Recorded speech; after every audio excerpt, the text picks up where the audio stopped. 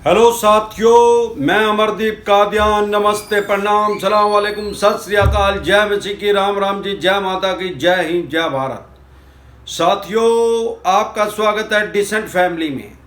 साथियों, एक ऐसा तरीका है कि आपको क्रेडिट कार्ड का कोई पैसा नहीं देना। आपको करना क्या है साथियों? अभी मेरे पास एक ऋषभ राजपूत नाम के एक आदमी है, इनका कमेंट आया है कि इनके फादर साहब ने क्रेडिट कार्ड लिया था, वो एक्सपायर हो चुके हैं और जो ये चवन्नी छाप हैं ये इनको तंग कर रहे हैं, परेशान कर रहे हैं, हरास कर रहे हैं। जैसा कि इनका तरीका है, सारे देश में आपको पता ही होगा। अगर भगवान ना करे आपकी कोई किस्त डिफॉल्ट हो गया, लोन डिफॉल्ट हो गया, सिक्योर या अनसिक्योर, तो आपको पता ही होगा ये क्या करते हैं।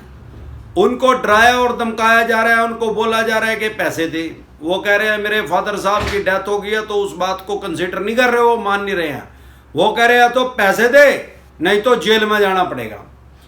अब ये बहुत डरे हुए हैं। और एक क्वेश्चन और आया इनका कि सर क्या मेरा भी सिविल खराब हो जाएगा? भाई साहब, सबसे पहली बात तो ये है कि अगर कोई भी आदमी क्रेडिट कार्ड लेता है तो वो अनसिक्योर लोन के अंदर कंसीडर होता है।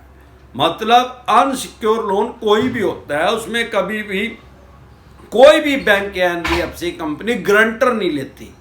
गारंटर किस में लेती है? ज्यादातर सिक्योर लोन में। कोई मकान, दुकान, जमीन जायदाद, फैक्ट्री, कारखाना, इनमें ज्यादातर मेरे देखने में आया सिक्योरिटी भी रख लेती है और एज ए गारंटर एक आदमी को ले लेती है। लेकिन अनसिक्योर लोन में गारंटर की जरूरत नहीं होती। तो स्वाभाविक बात है कि आपका सिविल कैसे खराब होगा? आपके फादर ने लिया, अब क्योंकि आपके फादर साहब की डेथ हो गई है, लेकिन ये चवन्नी छाप ये समझ तो सारा रहे हैं कि अब आपको पैसा नहीं देना, लेकिन आपको परेशान क्यों कर रहे हैं? अगर इन्होंने आपके फादर का डेथ सर्टिफिकेट लेके आगे अप्लाई कर दिया, भाई ये तो आदमी दुनिया में नहीं रहा, अब इसको इंश्योरेंस कंपनी पे करेगी, तो इन चवन्नी छापों को कुछ मिलने वाला नहीं है।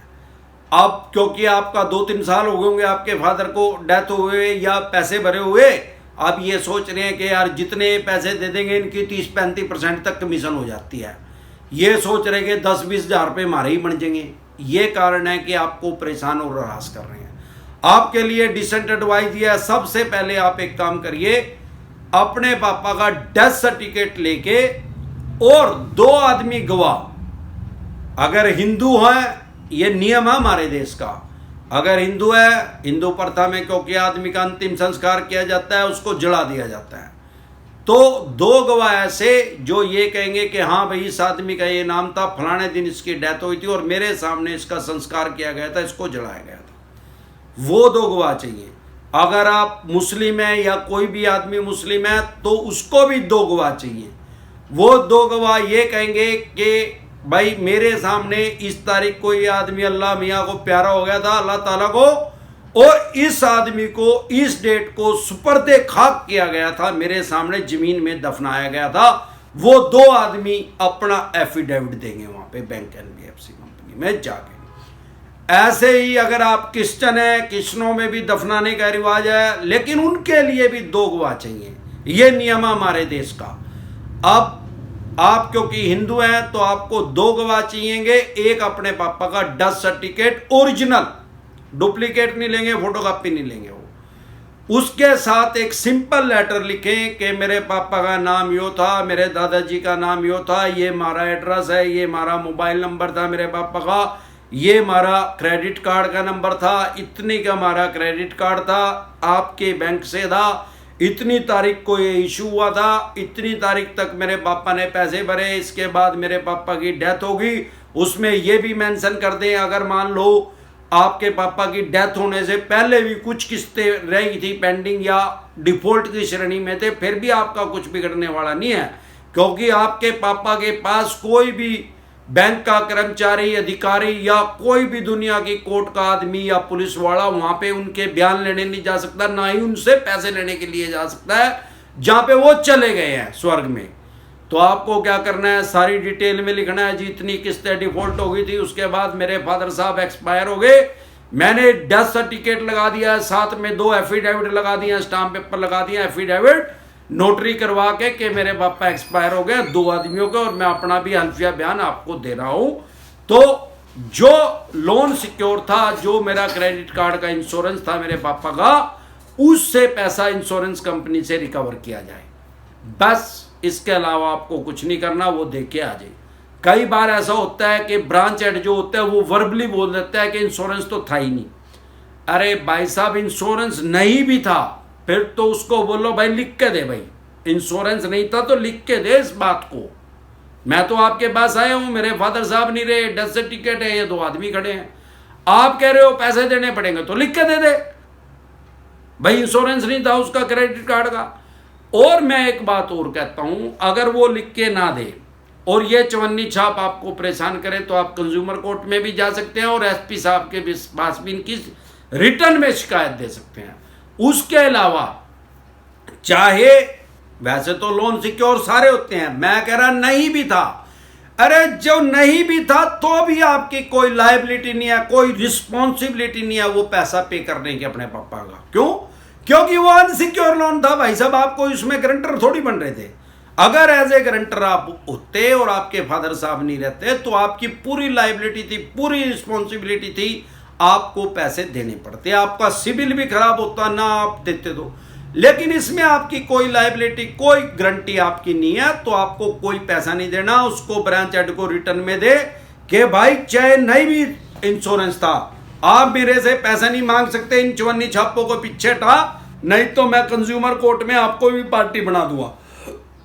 कभी फिर को कह नहीं था, ये मैंने रिटर्न में आपको दे दिया, इसको सबमिट करो और मेरे को डायरी नंबर दो लिख के, बस इस तरीके से आपका 100% बचाव हो जाएगा। इसके अलावा कोई आपको दिक्कत परेशानी आए, और रही बात आपकी सिविल खराब होने की, आपका सिविल इसमें खराब नहीं हो सकता, मैं पहले क्लियर कर चुका हूँ। इसके अलावा कोई दिक्कत परेशानी आए तो आप दोबारा से कमेंट करके डिसेंट एडवाइस ले सकते हैं। अब और देखते हैं और क्या कमेंट आए हुए हैं, आम और खास आदमी की और क्या समस्या आज की डेट में।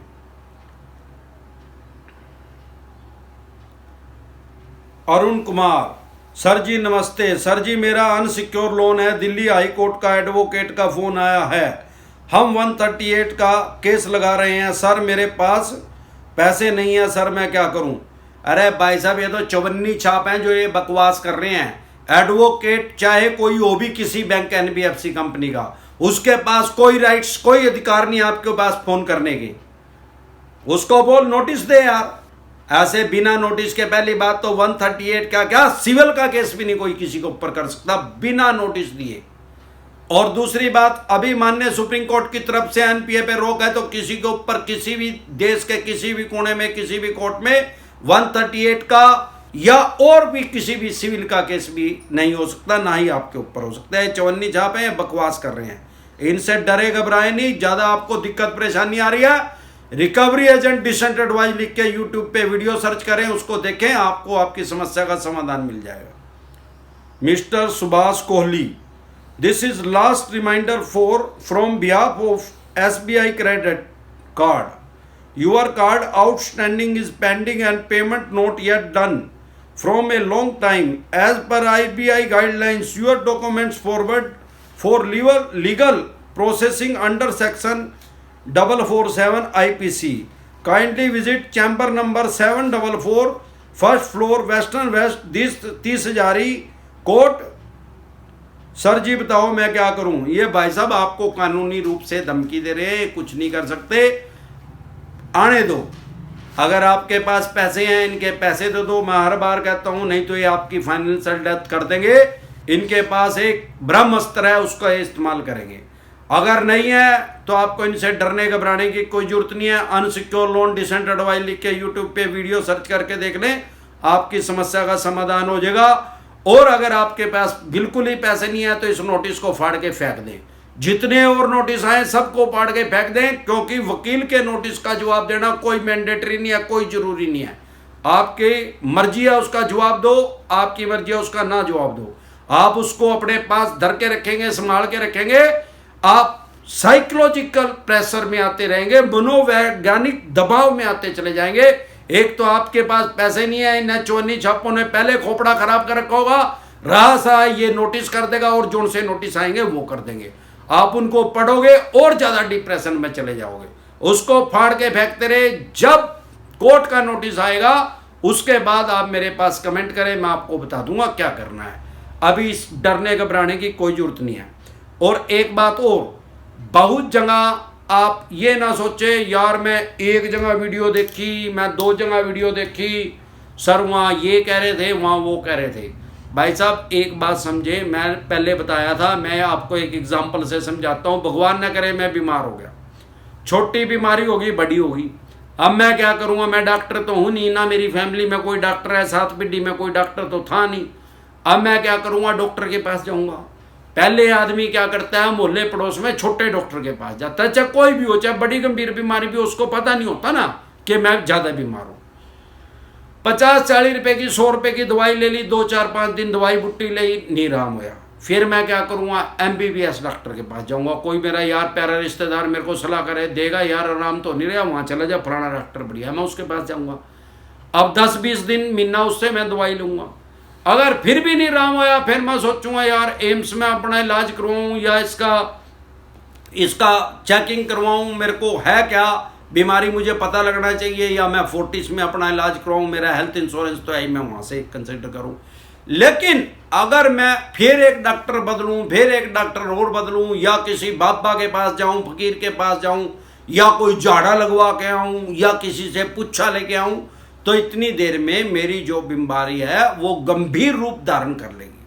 अगर मैं शुरू से ही किसी अच्छे डॉक्टर के पास चले जाऊं तो वो उसको रोकेगा, ब्रेक करेगा और उसको बढ़ने से रोकेगा और उसको ठीक करने की तरफ अग्रसर होगा। लेकिन अगर मैं धक्यानुसी बातों पे विश्वास करके इस डॉक्टर पे, उस डॉक्टर पे, यहाँ पे झाड़ा, वहाँ पे, दुनिया में आपको पता है अंधविश्वास हमारे देश में बहुत ज्यादा फैला हुआ है, जितने मुंह उतनी बातें। अब क्या होगा? बीमारी मेरा गंभीर रूप धारण कर लेगी। अब क्या होगा? जो हेल्थ इंश्योरेंस है मैं उसको यूज करूंगा, उसकी भी एक लिमिट होगी, 10 लाख, 15 लाख, 25 लाख, वो भी जब खत्म हो जाएगी, क्योंकि गंभीर बीमारी में बहुत ज्यादा पैसा लगता है, फिर वो मेरी सेविंग के ऊपर अटैक करेगा। अगर मेरे पास पहले ही हेल्थ इंश्योरेंस नहीं है तो वो सेविंग पे अटैक करेगा ही करेगा। जो मेरे पास सेविंग होगी वो खत्म हो जाएगी, मैं नंगड़ हो जाऊंगा, और बीमारी क्योंकि विकराल रूप धारण कर चुकी होगी तो मुझे मरना ही मरना है। अब मैं मर गया, मैं हरिद्वार चला गया, तो हुआ क्या? मैंने अपने बच्चों की फाइनेंशियल डेथ कर दी। भाई जो पैसा था वो तो बीमारी पे लग गया, और मैं भी नहीं बचा और पैसे भी नहीं बचे। अब बच्चे क्या है, जीते तो है लेकिन उनको जीते जी मार दिया गया, उनकी फाइनेंशियल डेथ होगी। तो इसी तरह से अगर हम बहुत ज्यादा एडवाइस लेते हैं, बहुत ज्यादा आदमियों से लेते हैं, तो हमारा मानसिक संतुलन खराब हो जाता है। भाई साहब आप 1 मास्टर पे पढ़ते हो, 2 पे पढ़ते हो, या 25 मास्टरों पे पढ़ते हो, अपने बच्चों को एक स्कूल में भेजते हो, 2 बदलवाते हो 10वीं क्लास तक, या 25 स्कूल उसके बदलवाते हो। तो जब किसी भी जगह ऐसा नहीं किया जाता, कोई भी काम हम 25 जगह जाके नहीं करते, ना 10 जगह जाके करते हैं। कोई हमें स्कूटर मोटरसाइकिल भी खरीदनी है, 1-2 जगह पता करते हैं। कोई कपड़े लत्ते लेने, जूते लेने, 1-2-3 शोरूम में चले जाएंगे यार, 25 में 10 में शोरूम में कौन जाओ, आप में से कोई जाता है? अब यहां ही दिक्कत परेशानी है। लोन वाले 10 जगह देखते हैं वीडियो, यूट्यूब पे सर्च करेंगे, गूगल करेंगे। अरे भैया यहां दुनिया में क्या है, अपना काम बनता, भाड़ में जाए जनता। अब आपको क्या होगा? यहां देखा, मेरी सलाह है, ये जरूरी नहीं है कि हमारा वीडियो देखे, अपना जहां आपका दिल करे वहां देखे, जिसकी अच्छी लगे।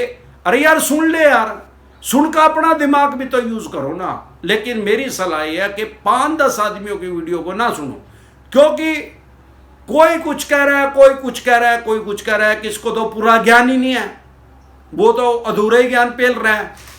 किसी को ज्ञान है, कम है, वो आपके सवाल का जवाब नहीं देगा, यूट्यूब पे सर्च मारेगा फिर आपको जवाब देगा। किसी को ज्ञान है 70-80%, वो जानबूझ के आपको गलत दे रहा है। क्या कारण है? वो अपना पर्सनल इंटरेस्ट दे रखा है। भाई साहब उसको आपसे क्या मतलब है? आप उसको जानते हैं? आप कौन है? यहाँ तो 135 करोड़ जनसंख्या है हमारे देश में, कोई आदमी क्या काम कर रहा है, कोई क्या काम कर रहा है। भाई साहब मेरे को कुछ हो जाएगा आपको क्या फर्क पड़ेगा, आपको कुछ हो जाएगा तो मेरे को क्या फर्क पड़ेगा। तो दुनिया ऐसे ही चली हुई है। आप अपने दिमाग से, अपने विवेक से फैसला ले। ज्यादातर क्या करेंगे, 70-80% किसी को नॉलेज भी है, वो आपको सही ज्ञान क्यों नहीं देगा? क्यों? वो कर रहा है पेड, बहुत से मैंने देखे हैं, वो एक व्हाट्सएप नंबर दे देते हैं या एक नॉर्मल मैसेज का नंबर दे देते हैं, वो फ़ोन चालू ही नहीं है। आप वहाँ मैसेज करेंगे, वहाँ से मैसेज का रिप्लाई आएगा, भाई ये तो पेड है भाई, मतलब आपको पेड एडवाइस मिलेगी। तो इसका मतलब क्या हुआ, वो आपकी सहायता करने के लिए नहीं आ रहे हैं, वो तो पेड न्यूज़ दे रहे यार, वो तो अपना पैसा लेके आपको सलाह दे रहे, अच्छी दे रहे या बुरी दे रहे। उसके अलावा कौन सी चैट हुआ भाई, वहाँ जो पर सुपर चैट कर रहे हैं। अरे भाई साहब, कोई आदमी 50 जुड़ गए एक बार में, उसमें से वो 5 का ही जवाब दे रहे हैं सुपर चैट। कोई आदमी 20 रुपए दे रहा है, कोई 50 रुपए दे रहा है, कोई 100 रुपए दे रहा है। जो 50-100 रुपए दे रहा है उसकी बात का जवाब दे रहे हैं। अब जो वो 45 बैठे हैं वो पागल थोड़ी है। अब उनके दिमाग में क्या आएगा, वो अपना पैसा बना रहे हैं, 5 आदमियों को एडवाइस दे दी, अब उनको ऐसी मिट्टी गोली देंगे ताकि उनका खांसी ठीक ही ना हो उनकी। अब खाने में मिट्टी लगी तो भाई आराम होया नहीं, वो 10 बंदों को और बता देंगे यार उस पर एडवाइस ले ले, 100 रुपये लगे। अरे भाई साहब, आपको मानसिक परेशानी तो चवन्नी छापों ने दे ही रखी है। हर आदमी ये सोचता है यार मैंने 2-4 लाख रुपए देने, 2-4 लाख रुपए तो है नहीं, चल 50 रुपए तो है ही मेरी जेब में, 100 रुपए तो है ही। 100 रुपये देकर अगर मेरे को वकील की एडवाइस मिल रही है तो मैं ले लेता हूँ। वैसे मार्केट में मैं कहीं जाऊँगा, किसी वकीलों के चैम्बर में जाऊँगा, 100 रुपये में तो वो बात नहीं करेंगे। इतना तो हर आदमी को पता है कि 100 रुपये में थोड़ी वो वकील बनेंगे ना, 100 रुपये में वो सलाह देंगे। 100 रुपये की वैल्यू कुछ नहीं है, उसके 100 करके 1000-2000 बनने लग रहे। वो जो 45 आदमी बैलेंस रह गए, वो भी आज नहीं तो कल सुपर चैट में हिस्सा लेंगे, क्योंकि वो लिखने लग रहे, उनकी समस्या का समाधान नहीं मिल रहा, फिर उनका खोपड़ा खराब हो जाएगा, फिर फंसेंगे। तो भाई साहब, ऐसी फेक, इनसे बचे सुपर चैटों से। आप अपना दिमाग इस्तेमाल करें, जहां आपका दिल करता है सारी बात सुने समझे, क्योंकि आप मैच्योर हैं। मैं हर बार कहता हूं 16 साल के लड़के को, किसी को लड़के या लड़की को किसी ने लोन नहीं दे रखा है। अगर आपने लोन ले रखा है, लोन डिफॉल्टर है, इसका मतलब आपकी उम्र 20+ है और लगभग 50 साल के करीब है। जैसे जैसे आदमी की एज बढ़ती है, मैच्योरिटी आती रहती है, समझ उसकी बढ़ती रहती है, चाहे भले ही वो कम पढ़ा लिखा हो, उससे कोई मैटर नहीं करता। भाई जब आपकी एज हो रही है, आप मैच्योर हो रहे हो, आप दुनियादारी को समझ रहे हो, यार कोई किसी का फायदा नहीं करना चाह रहा, यह तो दुनिया है यार। कोई वो अगर सुपर चैट कर रहा है, वो आदमी कह रहा है ये पैसे दो, मीटिंग करने के पैसे, हम तो भाई साहब किसी के साथ ना तो सुपर चैट करी, हमारे पास ऑप्शन आया हुआ है, यूट्यूब ने दे रखा, हम कभी उसको खोलेंगे नहीं, ना हमने खोला, जब तक जिएंगे नहीं खोलेंगे। दूसरी बात, बहुत से कमेंट ऐसे आते हैं, सर फोन नंबर दे दो। अब मैं उनको कहूँ भाई साहब 500 रुपये लेंगे, 100 रुपये लेंगे, वो जरूर दे देंगे मेरे को पता है, लेकिन मेरा मन नहीं है, मैं फ्री में एडवाइस दे रहा हूँ, उसको भी दे रहा हूँ, उससे पैसा नहीं मांग रहा। बहुत से आदमी ऐसे हैं, कहते हैं सर मिलना चाहते हैं हम, अब मैं उनको ऑफर कर दूं, मैसेज कर दूं उनके पास, हाँ भाई ठीक है मिल लेंगे, 500 रुपये फीस है। मुझे लग रहा है कि 500 भी दे देंगे। बहुत से ऐसे आदमी भी हमारे पास, करोड़ों रुपए के लोन डिफॉल्ट हो रहे हैं, हम तो करोड़ों वाले को भी डिसेंट एडवाइस दे रहे हैं और 50,000 वाले को भी डिसेंट एडवाइस दे रहे हैं, लेकिन दे रहे फ्री में दे रहे हैं। तो इसी तरह की या किसी भी तरह की कोई भी दिक्कत परेशानी आपके किसी भी यार प्यारे रिश्तेदार को हो, तो वो डिसेंट एडवाइस लेने के लिए हमारे से संपर्क कर सकता है, कमेंट कर सकता है। आपको कोई दिक्कत परेशानी है तो आप कमेंट करें। और इसके अलावा मैंने एक चैनल और बना दिया जिसका नाम है डिसेंट ब्लॉग, उसको देखें और लाइफ का मजा लें। नमस्कार।